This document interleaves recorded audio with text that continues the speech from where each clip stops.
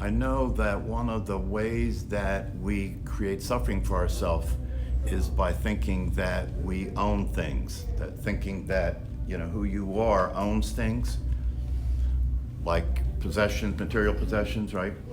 But most people also think that they own life, right? Right? Isn't it the case that you consider life to be your life?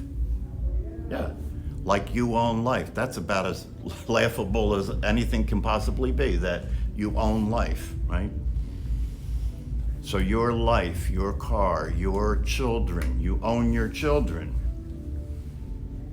This is the fallout of the personality. The personality claims everything, doesn't it?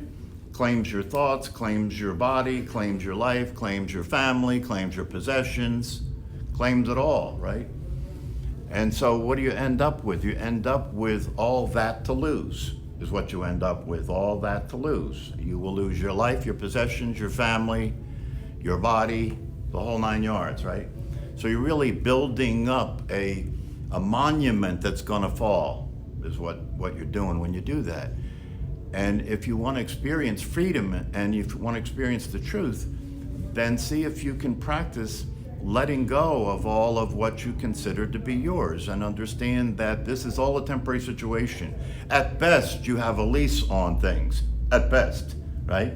Because, it's not yours and you have to give it all back. So you have a lease at best.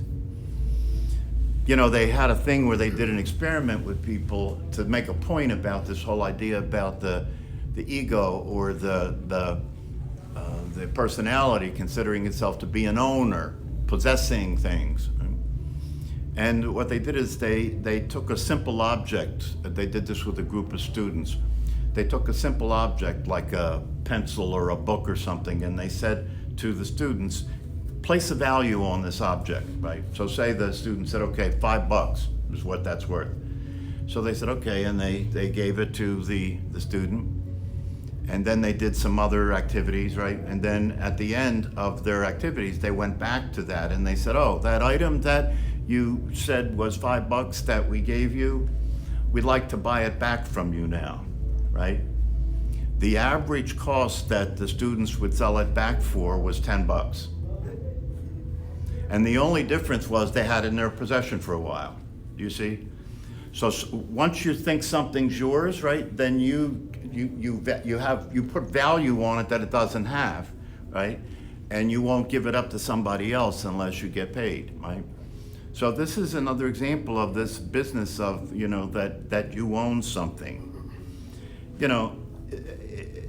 If you consider the possibility that you give up your ownership of everything you think you own, including your life and your body and your family and your car, and you give it all up, and you look at the world from the view of not owning anything, right? It can be kind of interesting. It's like, okay, I don't own anything, but if I go to the airport, I have a jet plane available to me. See what I'm saying? So you don't own anything, but you have use of life. You don't own the plane, but you have use of it. You don't own your body, but you have use of it, right? That's a more realistic way of relating to your body and your life and the things that you think that you own.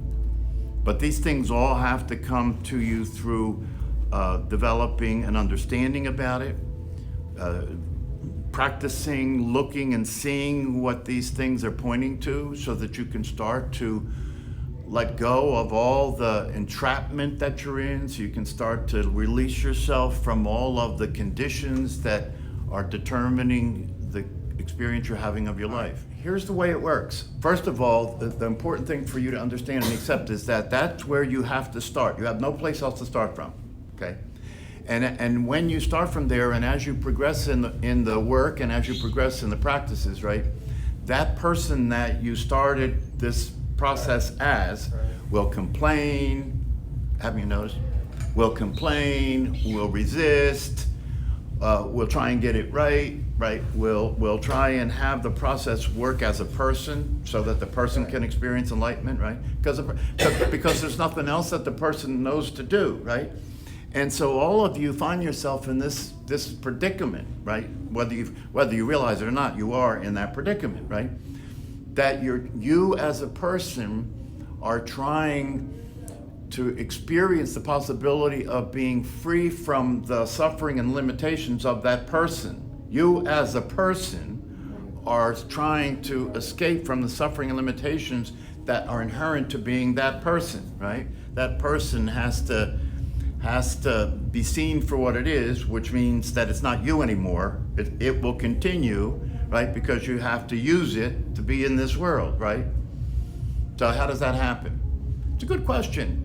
And the answer to the question is because in this, so to recognize that you're not that person is part of the process, right? And yet, although that's the case, as we sit here, I speak to you as that person. And I speak to you as that person from me as a person. So the plot thickens, right? The plot thickens, right? So then how's this ever going to work, right? How's this ever going to work? Well, the way it works is that you, as a person, you keep doing the practices and you keep learning the teachings, right? And you keep expressing your commitment to understanding these concepts more and more, deeper and deeper, right? So you can see how things are glued together, see how all the dots are connecting and so forth. And you continue to do the practices, right? And without the person realizing it, there is a reality being put together that is going to finish off the person, but the person doesn't recognize that. So the person just keeps doing what the person does, more, different, and better. I'm going to learn more about this. I'm going to practice more. I'm going to be a better meditator. Right? I'm going to do it differently. That's the only thing a person can do is more, different, and better, right? So you keep doing the more, different, and better thing, right? But the person doesn't realize that what you're taking in this process as you learn these concepts and understandings, the material that's going to blow up. You're taking in the material that's going to be put together as a bomb that will blow the person up, but the person doesn't know that that's going on. The person is just keep doing a person, right? And one of the things that's very important to understand as you go through this process is that all the things that go on for you in this process, if you're in the process, you may not be in the process. If you're in the process, then you take these teachings and practices seriously, and you're involved with doing the practices and learning the teachings, right? If you take these practices and teaching seriously, right, then you will be doing the work, doing the practices, learning what needs to happen in order for this process to fulfill itself. And as that goes on, you can expect to be confused. You can expect to be frustrated. You can expect to want to give up. You can expect all the things that go on for the person in this process, okay? You can expect that. And that's why when those things happen, I say to the person, that's just part of the process. Don't worry about it, right? But you know how the person is. Right? They want to fix everything, right? But what happens is somewhere along the way, if you just keep doing this all out, right? You just keep putting yourself in the process of the practice and the understandings and so forth. At some point, the caterpillar that you are turns into a butterfly. It just happens, okay? You as a person thought, because you couldn't do anything else, you as a person thought that as a person you would continue to do this, and the day would come that you'd become an enlightened person, okay? But what happens is at some point, the material that you've been taking in is sufficient, right, to blow up the person, right? This is what people talk about in terms of the experience of enlightenment, which is really not an experience. Right? So what happens is, at some point, if you go through this, there is a breakthrough, and the possibility that you've learned about, and the possibility that you've developed understandings about, and the possibility you've been practicing now actually appears, like the caterpillar turning into a butterfly, right? And it's not something you do. It's not something you do. You see, as long as you're in the mind of a person, the mentality of a person, you can't understand this as anything other than something you do. This is something you're doing, right, in order to get somewhere, right? Even though during the practice of meditation, you're told again and again and again, when you're meditating, don't do meditation like you're going anywhere. Don't do meditation like it's going to get you something. That's not meditation. When you're practicing meditation, just be present. Just be aware of the breath and the body. And keep practicing coming back to that, coming back to that, coming back to that. That's the setup that will have the caterpillar turn into a butterfly, right? It's like when you go up to these sessions, like the one that's going on now, right? You go up there as a person, right? Putting yourself in an environment that will put the heat on the personality. It will put the heat on the personality, right? So you walk to the meditation hall and you go there as a person, right? And so you walk to the meditation hall and you're told when you open the door to the meditation hall, before you come in, you have to bow. A person doesn't like this. You know what I mean? Somebody's trying to control me. Right? That's the way the person behaves, right? So the idea of bowing is like you have to leave your ego at the door, right? You have to humble yourself to come into this room, right? So right away there's heat on the person, right? And then you go in and you're practicing meditation and you practice 4, 5, 6, 7, 8 times a day during this intensive, right? And there's all these, if you do it in a Zen retreat, there's all these rituals that you follow in terms of bowing and so forth. So what it's doing is it's ignoring the personality for 7 days. You don't get to talk, right? So one of the ways the personality maintains its existence is through interaction, right? Usually complaining, right? But that's the way the person maintains its existence, right? Through thinking and talking, right? And behaving as a person, right? Living in a story, right? That's how you... All that's not available to you during the 7 days, right? That's all taken and put aside, right? And here you are, you're with a group of people, nobody knows anybody. Nobody gets to tell any stories. So you don't know who they are. All you know is they have a body, that's all, and they're there, right?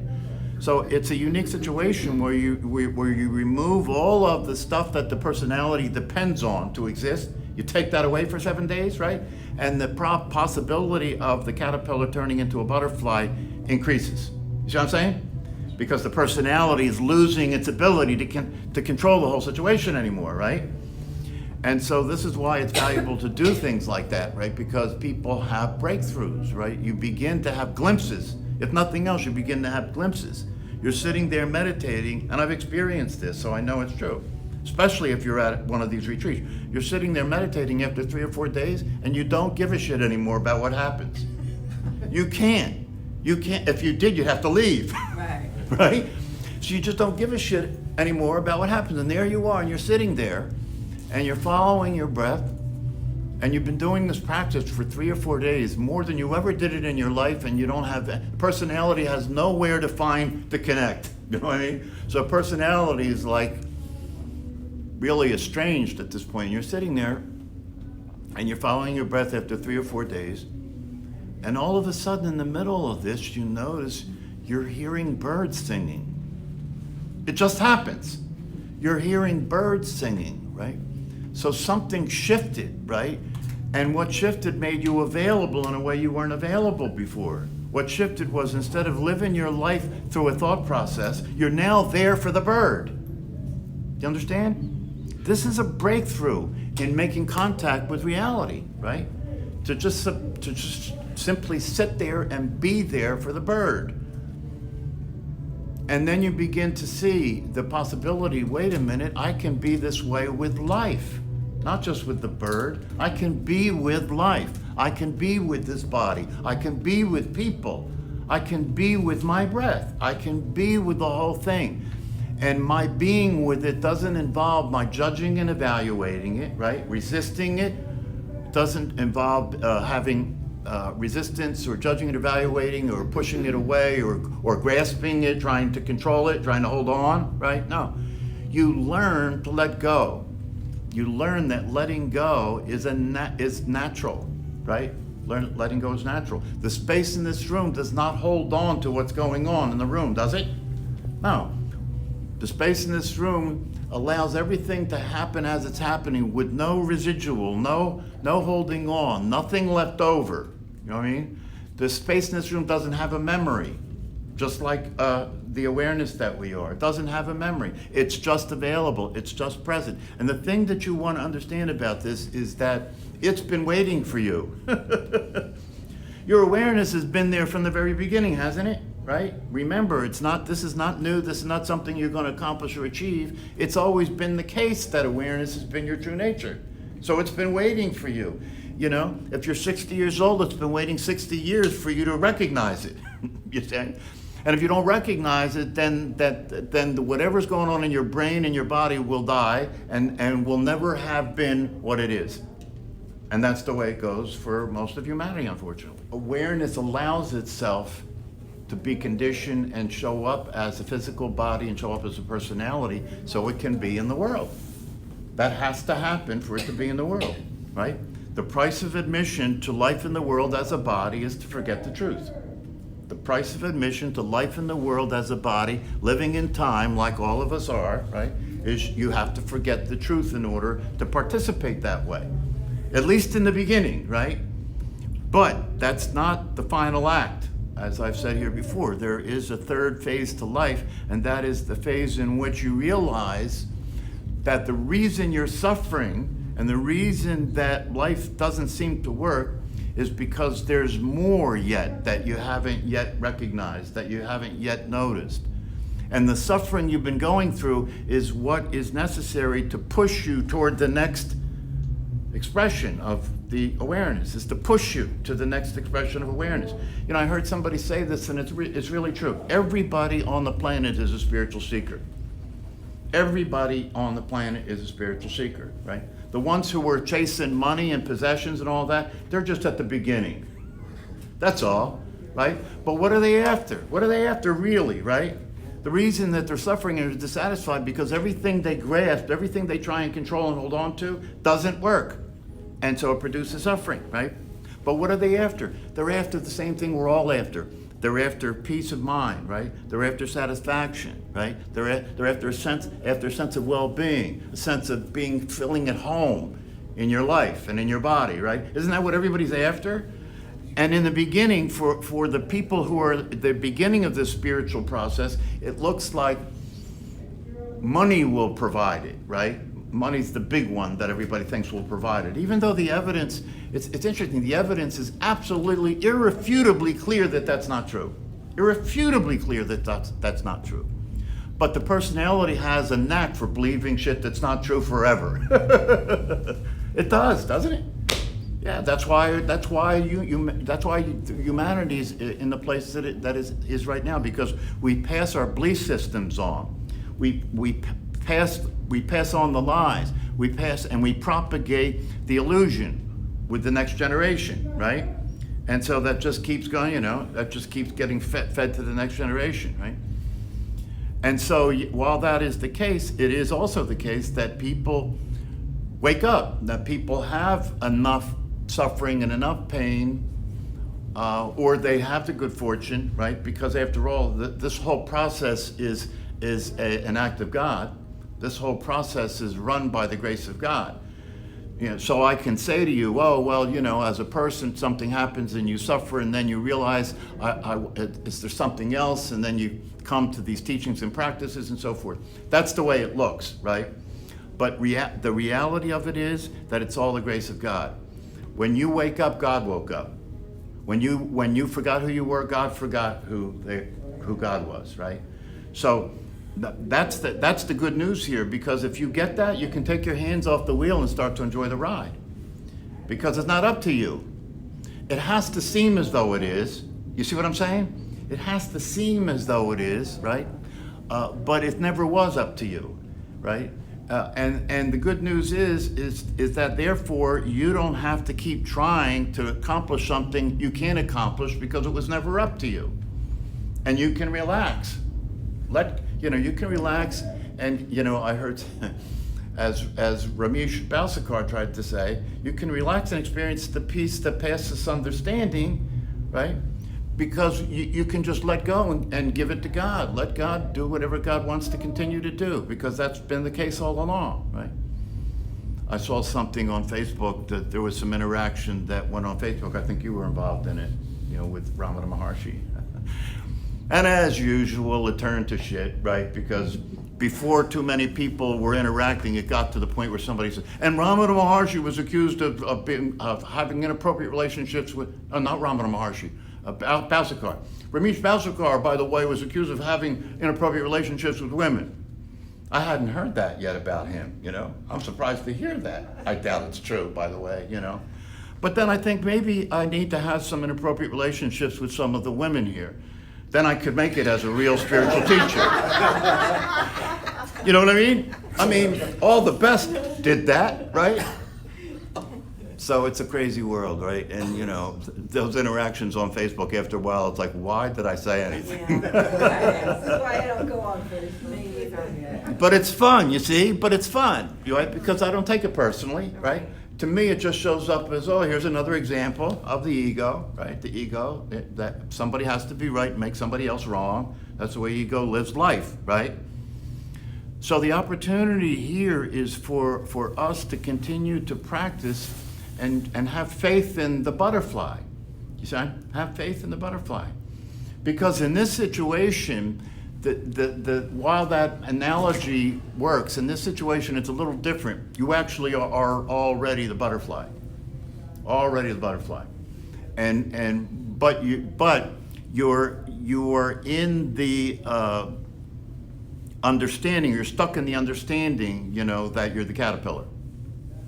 As soon as you can let go of the understanding that you're a caterpillar, the butterfly's there. It's more like that. Right? So it's actually a lot easier than a caterpillar becoming a butterfly. For a human being, the person becomes the true self. The person becomes the awareness, like that. Happens in a second. And once that happens, it never goes back. Once that happens, it never goes back. Once you realize who you are, you may, in the beginning, right? In the beginning, you may have periods where you kind of fall back into it. Fall back into the habit of being the ego, habit of being the body, habit of being the self-righteous person that you were, that was ruining your life, right? Every once in a while, you fall back into it, right? But that doesn't change the fact that you've made the transition. And that falling back into it will only be temporary, because once you have established yourself as what you actually are, right? That doesn't go back. It stays. Your attention may go back. You see, your attention may go back to the thinking activity and to the idea that you're a person in a body. That's understandable because of all the years that you've been in that, right? In that situation, right? But it won't last. It won't last because you've tasted the truth. You've seen reality, right? And once you've seen reality, that becomes reality for you, right? So even if there is temporary period of time where you're not in that, right? That won't last. It will eventually, something will happen. You'll eventually flip back into the truth. Have any of you noticed this? Yeah. So part of what I'm saying when I say this is don't worry about that, right? If you have a bad day and you fall into being a person and you were grumbling and complaining and being a jerk and making people miserable, that happens. In your case, though, if you're in this work, in your case, that's just part of the process, right? For somebody else, that's their whole life, right? So be thankful that you only fall into the trap once in a while, right? Instead of living in the trap like most people do. But here's the thing, from the perception of somebody who sees clearly, everybody's already there. Everybody's already a butterfly. Everybody's already a butterfly. There are people who don't know it yet, right? But it's still the case, right? Because that's all there is the butterfly. The idea of being a caterpillar, the idea of being a person, right? It's just a temporary manifestation, right? for this temporary situation called the human life. And it is temporary. And so do yourself a favor and take these teachings and practices seriously. Do them as if your hair's on fire. Do them as if your life depends on it, because it does. And it's not easy, I understand. It's not easy, you know what I mean? Because the voice in your head, you've had a relationship with it for a long time, and it knows your weaknesses, right? And so it can talk you into anything, right? So you have to get good at being aware of that, right? And recognizing that all you have to do is move your attention. You don't have to fight with it. You don't have to change it. You don't have to control it. You don't have to stop it, right? Because when your attention moves away from that thinking activity to the awareness of the body breathing, this is important. When you move your attention away from that thought activity to the awareness of the body breathing, the thinking does not exist. It's not as if you move your attention over here and thinking keeps happening over here. No. The thinking can't exist without your attention. So when you move your attention away from the thinking activity to the body breathing, the thinking disappears. The personality that the thinking maintains disappears. It's not there anymore. And this is what you are now, right? Albeit for a few moments, right? But nonetheless, this is what you are, right? So you can taste it. Please taste it. When you're experiencing your body breathing, you're being the awareness of the body breathing. Taste it. Taste the peace of it. Taste the clarity of it. Taste the space of it, right? Become familiar with it. That's who you really are. And so that's why if you do it formally in meditation, eventually you'll have enough familiarity with it that when you're in your life, you can go to it at any time. That's what this is all about. If it was just about formal meditation, I would say, let's get out of here. But it's not just about formal meditation. This is training your mind to be realistic. It's training your mind to allow the truth to start to exist. Keep the practice going. And when you say I've had that glimpse, it's interesting, and I understand what you're saying. But the funny thing about it, when I listen to it, is you say, I've had that glimpse, right? That was the awareness pretending it was you having the glimpse. You see what I'm saying? Right. And if you get that, the gig's up. The gig's up, because even when you're Bob, you're the awareness, right? And then the whole thing shifts to just cleaning Bob's act up. Having Bob the person start to express what Bob really is, right? And you get to that. But it's an easy thing to do, because as I just said, all you have to realize is even when you think you had a glimpse and you go back into being the person, that's an illusion. That's an illusion. I know when I say this, it's probably not something that is easily gotten, right? All there is consciousness, all there is awareness, right? But it is possible, if you stay with this, to get to a place where you see that that's true. That's true. That's what non-duality is. Non-duality means there's just one thing going on here called awareness. That's it. And if you get to that, and you get that you're that, and it's that, and that's all there is, right? Then you can really let go. Then you can really let go and start to have some fun here before this is over. All right, see you guys next time.